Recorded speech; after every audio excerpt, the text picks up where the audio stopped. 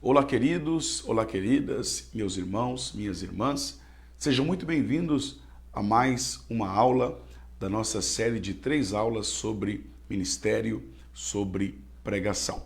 Ontem nós falamos sobre a necessidade de aprender a palavra de Deus, de cumprir a palavra de Deus e de pregar a palavra de Deus, sem se preocupar com o resultado da pregação, pois o resultado da pregação depende unicamente de Deus. O pregador não pode ajudar a palavra. Por outro lado, o pregador que não pode ajudar a palavra nos seus objetivos, por sua vez, pode sim atrapalhar a palavra, ser um obstáculo ao objetivo e ao propósito da palavra pregada.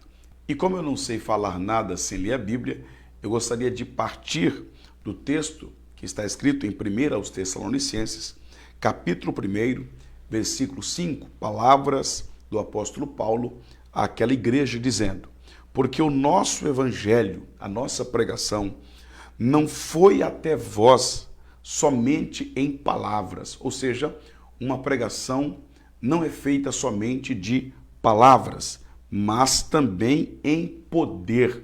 O segundo elemento de uma pregação, além da palavra, é o poder. E no Espírito Santo e em plena convicção, a convicção que o pregador tem daquilo que ele prega, daquilo que ele acredita, falar com força, com firmeza, com clareza e convicção a palavra de Deus. Aí ele conclui: como bem sabeis ter sido o nosso procedimento por amor de vós. Então aqui Paulo coloca 3 elementos que contêm e que compõem uma pregação. Número 1, a palavra.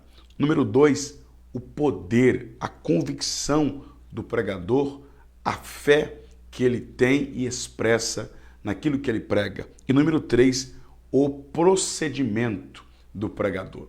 O tema da nossa aula de hoje é o pregador e a pregação. O pregador e a pregação são inseparáveis. Quando o público ouve uma pregação, automaticamente eles assimilam 3 coisas. Número 1, o que está sendo falado, a palavra, o conteúdo da pregação. Número 2, como está sendo falado, o poder, a autenticidade, a eloquência, a oratória, a retórica, a convicção e a emoção e o entusiasmo com que o pregador passa aquelas palavras. E número 3, quem está falando, ou seja, o procedimento do pregador, o testemunho do pregador faz parte da sua pregação. E se o seu testemunho não estiver de acordo com aquilo que você está pregando, a sua pregação não terá nenhum crédito. Não há púlpito grande o suficiente que esconda um pregador no momento em que ele está pregando. A multidão vai ouvir a palavra de Deus, mas ela vai ver o pregador.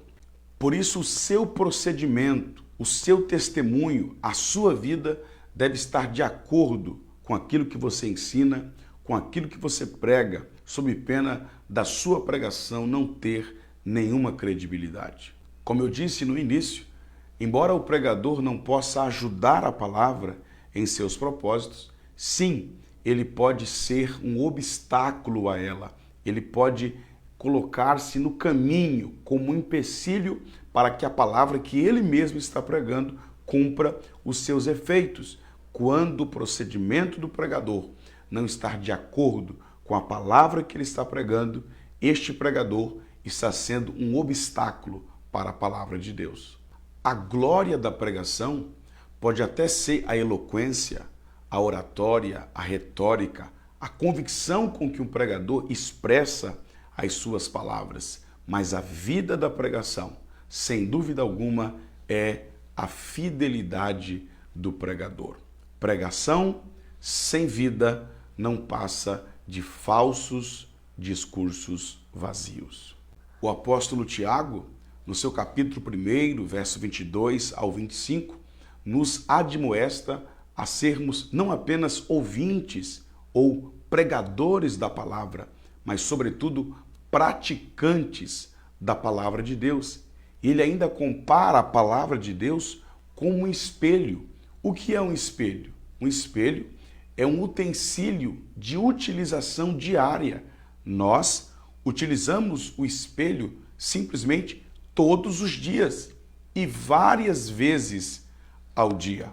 Assim deve ser a palavra de Deus para as nossas vidas, como um espelho, como um utensílio diário para as nossas vidas. O pregador da palavra, ele prega aos outros a palavra que ele mesmo se alimenta diariamente. Assim deve ser a relação do pregador com a palavra de Deus.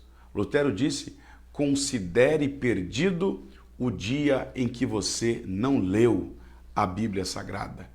O bom pregador não é aquele que lê a Bíblia somente para aplicá-la na vida dos outros, e sim aquele que prega aos outros a palavra que ele mesmo se alimenta todos os dias.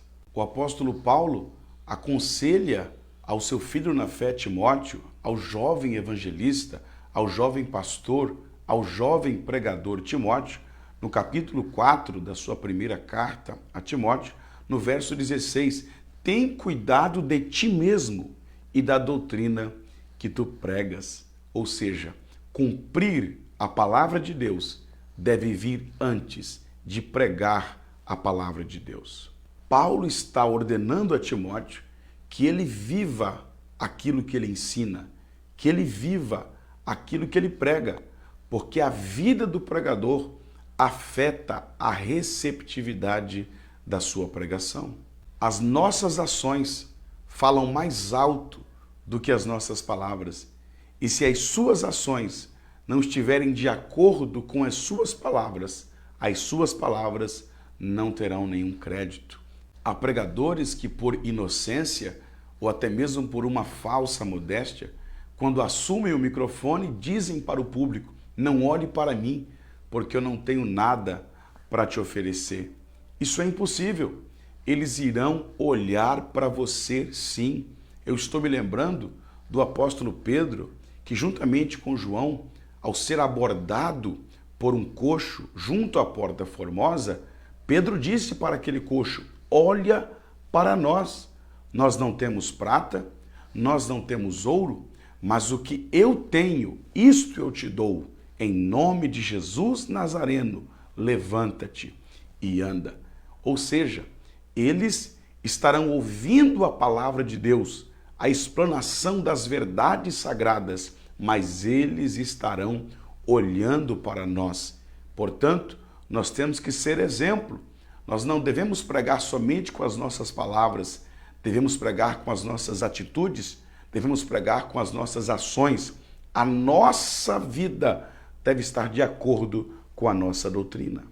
A boa pregação não é aquela que o pregador apenas prega a palavra, e sim aquela que o pregador prega a palavra e sai do caminho da palavra, para que a palavra tenha o seu livre curso, sem nenhum obstáculo, até o coração dos ouvintes. Portanto, cuidado com o seu procedimento, cuidado com o seu testemunho. Paulo está dizendo: aquilo que eu preguei, as palavras que eu preguei, com poder, com entusiasmo, com eloquência, com convicção no poder do Espírito, estava de acordo, como vós bem sabeis, com o meu procedimento. Paulo está dizendo: eu preguei aquilo que eu vivo, e eu vivo aquilo que eu prego. Então, cuidado com o seu testemunho, cuidado com o seu procedimento. Jamais, absolutamente, em hipótese alguma, pratique o mercenarismo. O pregador é um obreiro, é um trabalhador, e como tal ele é digno do seu salário. Mas o dinheiro não deve ser a sua motivação, pois o ministério é o único trabalho cujo objetivo principal não é o dinheiro. Os pecados sexuais não são os únicos que derrubam um pregador. Há pregadores que são fiéis às suas esposas, mas são amantes do dinheiro. Cuidado com o orgulho.